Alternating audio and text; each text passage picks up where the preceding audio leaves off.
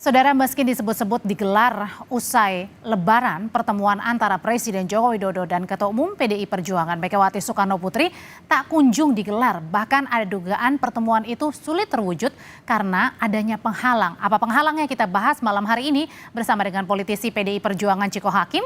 Ada juga relawan Jokowi Immanuel Ebenezer dan juga nanti akan bergabung peneliti CSIS Arya Fernandes. Selamat sore Bapak-Bapak semua. Audrey. Sore, Audrey. Oke, saya mau ke Mas Ciko Mas terlebih Arya. dahulu nih. Jadi Mas Ciko ini penegasan sekali lagi nih, benar PDI Perjuangan ini menutup silaturahmi dengan Presiden Jokowi? Kalau kita melihat apa yang disampaikan Mas Hasto tadi, itu kan menjawab pertanyaan apa karena ada gosip atau rumor yang mengatakan ada pertemuan antara Pak Jokowi dan Ibu Megawati di hari Lebaran. Jawaban dari Mas Hasto itu jelas, memang tidak ada pertemuan di hari itu. Nah, itu satu.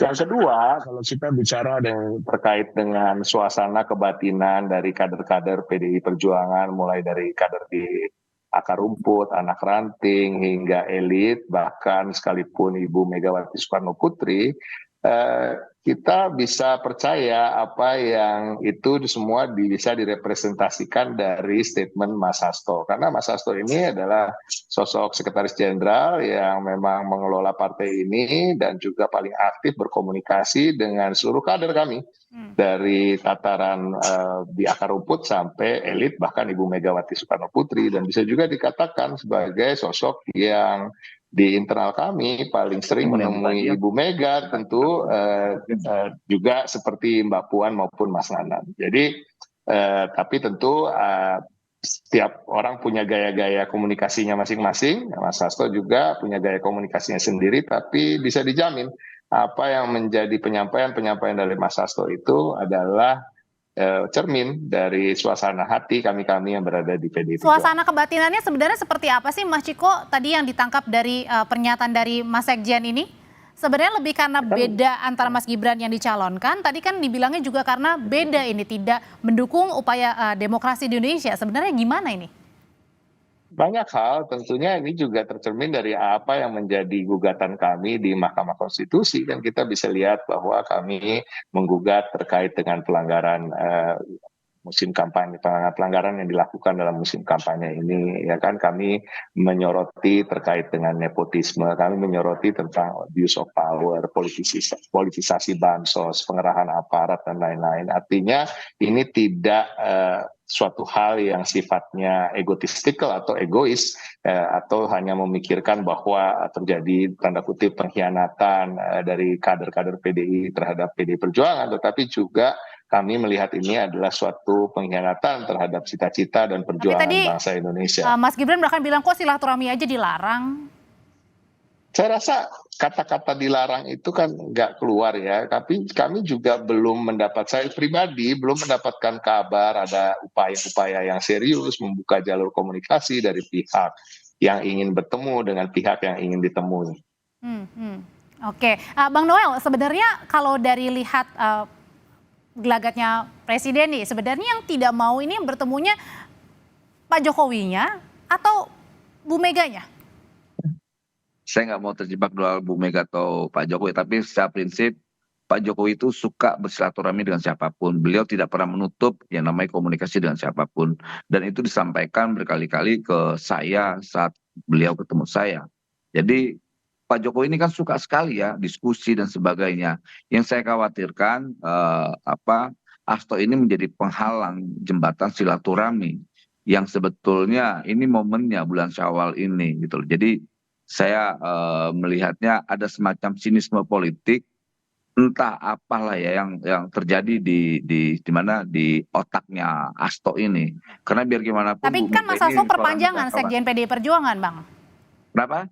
Kan Mas Hasto ini perpanjangan dari PDI Perjuangan, Sekjen. Iya, seharusnya kan gini, tadi kan disampaikan bahwa kita ini sebagai benteng demokrasi. Kalau sebagai benteng demokrasi ya sudah silaturahmi, kenapa harus di barrier juga, dibatas-batasin. Kalau dia punya komitmen terhadap menjaga demokrasi, bukan begitu caranya. Persoalan pemilu, persoalan silaturahmi ya persoalan silaturahmi, jangan dibatas-batasin dong.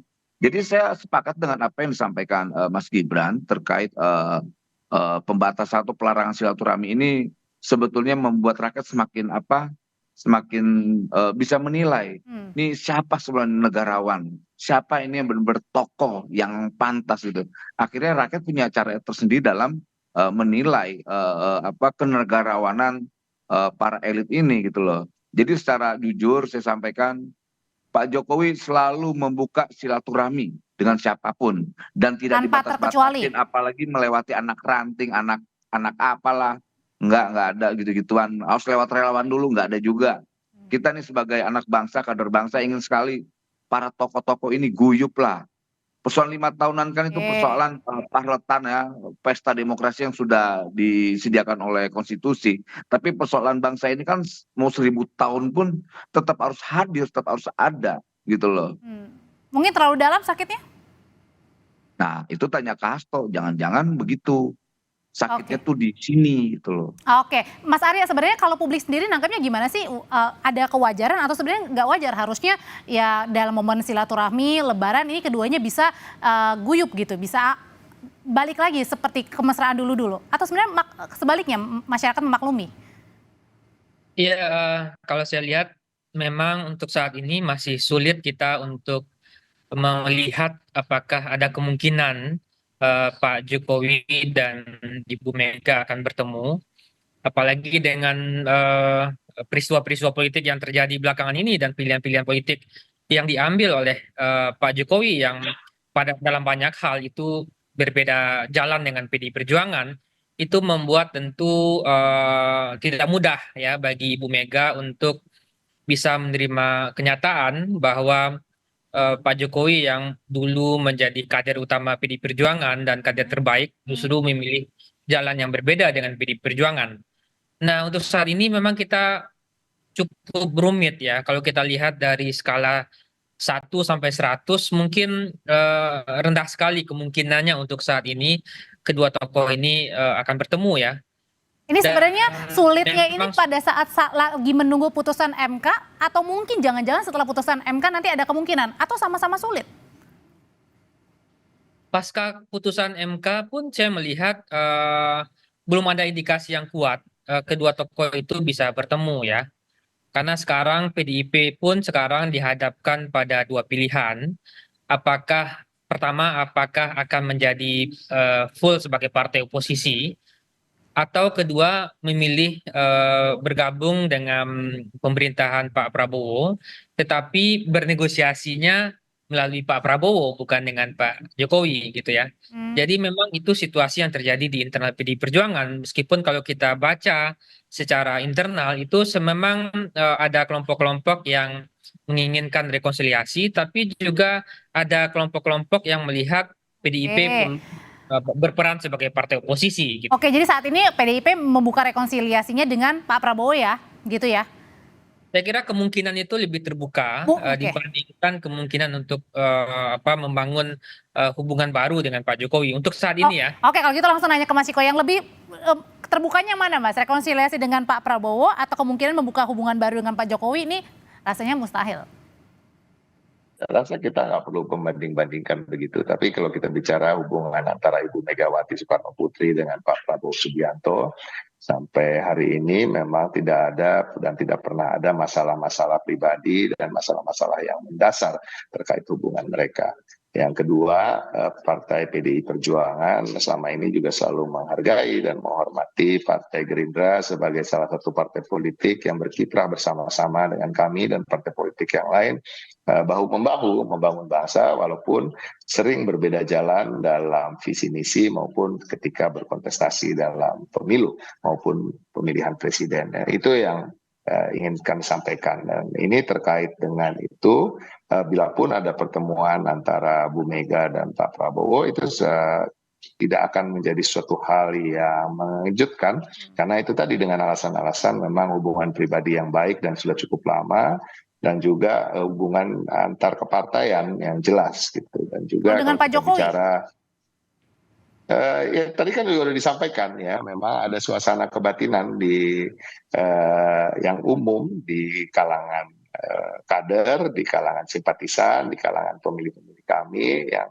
sampai hari ini masih belum bisa menerima apa yang dilakukan di beberapa bulan terakhir oleh Pak Jokowi maupun keluarganya terkait dengan bangsa dan negara ini yang kita cerminkan dalam gugatan-gugatan kita di Mahkamah Konstitusi. Saya rasa itu cukup untuk menjelaskan. Tapi ya kembali lagi, politics is the art of possible.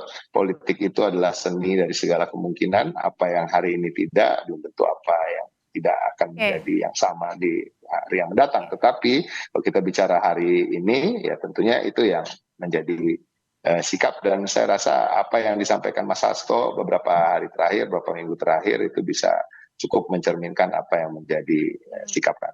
Ada suasana kebatinan yang rasanya sulit untuk bertemu begitu Mas Arya. Tapi tadi Pak Bahlil ini juga mengatakan sebenarnya antara Pak Jokowi dan Bu Mega ini punya perasaan yang sama loh untuk saling berbicara, tapi mungkin waktunya tidak terburu-buru. Ini maknanya apa? Mas Arya. Oh saya, oke baik. Kalau untuk Pak Prabowo dan Bu Mega, saya kira memang terutama dari sisi Pak Prabowo memang ada kebutuhan yang cukup mendesak dilakukan oleh Pak Prabowo, mengingat meskipun secara elektoral Pak Prabowo berhasil memenangi pemilu dengan angka 58%, tetapi kekuatan real politik partai-partai pendukung 02 di DPR, kursinya itu hanya di sekitar 48%-an. Jadi masih butuh beberapa persen lagi untuk mengenapkan dukungan sampai di atas 60% ya. Pilihannya saat ini tentu ada beberapa, apakah akan membangun komunikasi dengan PD Perjuangan ya, atau justru dengan Nasdem dan PKB. Dua-duanya sekarang belum ada yang pasti ya. Pembicaraan dengan PD Perjuangan belum menunjukkan tanda-tanda yang serius. Begitu juga pembicaraan dengan Nasdem dan PKB juga begitu. Jadi inisiatif kalau akan ada pertemuan antara Pak Prabowo dengan Bu Mega, tentu inisiatifnya akan berasal dari Pak Prabowo karena ada kebutuhan dari sisi Pak Prabowo untuk mengamankan politik di DPR. Oke. Dengan dukungan hanya 48% itu sangat berisiko secara politik. Kalau ada kemungkinan pertemuan yang diinisiasi oleh Pak Prabowo, Bang Noel, untuk bertemu dengan Bu Megawati, ada kemungkinan juga nggak Pak Prabowo juga menjadi jembatan pertemuan antara Bu Mega dengan Pak Jokowi? Ya, ini posisi Prabowo ini kan sangat dilematis ya. Dia di tengah-tengah antara dia tunduk terhadap pimpinannya sebagai detik ini kan dia sebagai menteri pembantu presiden, walaupun secara dia sebagai presiden terpilih hari ini. Nah, dia ada dua hubungan psikologis yang menurut pandangan saya antara memilih atasannya, pimpinannya, dan teman akrabnya Bu Mega. Posisi Pak Prabowo ini sangat dilematis karena Pak Prabowo ini kan karakternya tidak suka berkonflik. Dia ingin mau ya semua kader bangsa ayo bersatu guyup. Makanya berkali-kali kan pidato Pak Prabowo, saya sebagai presiden jangan lagi jumawa dan kita harus saling merangkul. Ayo kita kan juga Pak Jokowi juga sudah memberi standar kepemimpinan bangsa ini. Artinya apa? Dengan diangkatnya Pak Prabowo jadi menteri itu kan bentuk rekonsiliasi nyata yang akhirnya meredam yang namanya konflik-konflik. Nah, dalam kasus 2024 ini, pemilu 2024 ini kan sebenarnya tidak ada yang berkonflik. Makanya saya tidak mau pakai pilihan katanya rekonsiliasi. Lebih pantasnya silaturahmi. Karena apa yang disampaikan kawan-kawan PDIP, PDIP dengan Gerindra tidak ada masalah. Megawati dengan Pak Prabowo nggak ada masalah. Gitu. Dan itu kan ditegaskan berkali-kali oleh Hasto, oleh kawan-kawan PDIP semua. Berarti posisi Pak Prabowo saat ini sangat sulit karena tadi antara Bu Mega atau Pak Jokowi. Nah, itu kan problem psikologis yang hari ini dihadapi oleh Pak Prabowo. Nah, Pak Prabowo ini kan dia posisinya hari ini di tengah. Dia sangat menghormati Bu Mega. Di sisi lain dia harus patuh terhadap pimpinannya, yaitu presiden yang hari ini masih memimpin bangsa ini. Pak Prabowo ini kan baru secara definitif menjadi presiden itu nanti kan 20 Oktober nanti, gitu. Masih sekitar 6 bulan sekian hari lagi lah. Itu kira-kira. Jadi menurut saya ya alangkah pantasnya dibukalah pintu silaturahmi ini, dan ini kan momennya momen bulan Syawal. Nah, saya jujur khawatir dengan narasi-narasinya Hasto beberapa waktu ini karena kecenderungannya lebih pada sinisme politik. Sebetulnya ini momennya. Udahlah, persoalan politik elektoral kan udah selesai. Katanya udah Kita selesai, bisa katanya tentang masih ke kok depan singkat lah. aja. Jadi itu kan kembali lagi permasalahan itu jujur kalau kita mau agak ini bercanda ya, tapi ada kebenaran di sini. It's your problem, not our problem. Jadi intinya itu masalah lo bukan masalah kita ya kan, terkait dengan dilema itu. Yang tadi itu yang pertama. Noel. Jadi yang kedua terkait dengan apa yang disampaikan, jangan sampai juga momentum Lebaran ini digunakan untuk hal-hal yang sifatnya di luar silaturahmi, Baik. yaitu hal-hal yang untuk melegitimasi suatu hal yang memang belum legitimate. Nah, ini yang kita juga jangan sampai juga dibaca oleh masyarakat sebagai suatu trik-trik politik untuk seakan-akan mencerminkan bahwa tidak ada kesalahan-kesalahan yang diperbuat di masa lalu. Mas Ciko, terima kasih Bang Noel, terima kasih Mas Arya, Ya, terima kasih, Audrey. sehat selalu semuanya. Terima kasih. So,